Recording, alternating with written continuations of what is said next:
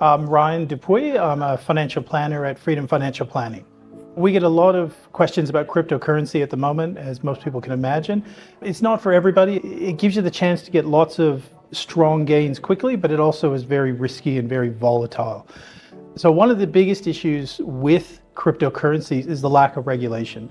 So if you trade shares on the stock market, it's regulated by the ASX, the Australian Securities Exchange, and ASIC, the Australian Security and Investment Commission, to make sure that the companies are doing the right thing and disclosing all relevant information. With cryptocurrencies, they're not subject to that, though the market is free from manipulation, and that a lot with initial coin offers that are a little bit misleading, pump and dump stock strategies where people talk up the price of a Bitcoin because they hold some, they sell it at the high point and make a bunch of profit at the expense of everybody else.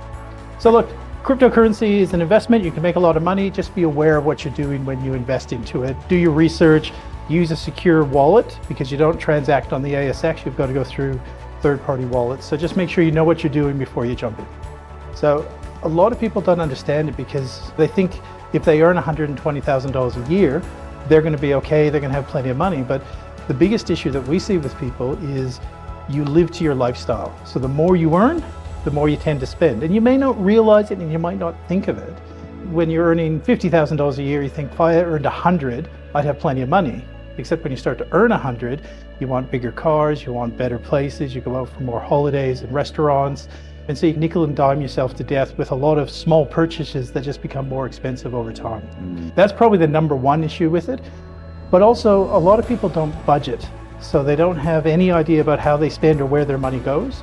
And so one of the best things you can do, no matter how much money you earn, is do a budget. And it doesn't have to be a really prescriptive thing where you've got it down to every penny, but understanding what's coming in, where it's going, is gonna set you up to, no matter your income level, to actually be able to spend and take full value of your money.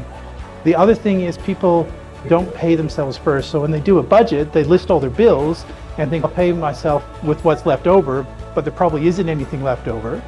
But if you put the first item on your budget is pay yourself, say 5 or 10% of your net pay, put it into your home loan, put it into a savings account, and then work out the rest of your bills, that's going to make you more successful than any other budgeting tip. 10 grand is a good amount of money, so congratulations, you've got something that you can actually start with, which is great. The best investment is a managed fund or an ETF or an exchange traded fund. What they are is an investment company that buys and sells shares on your behalf. So by buying into an ETF or a managed fund, you're getting exposure to 50 to 100 different companies with an investment professional doing the daily decisions about buying and selling individual stocks and doing market research.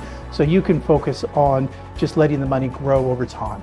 It's a fantastic way to dip your foot in and get used to the ups and downs of the market. For beginners, we would usually recommend an ETF over individual stocks.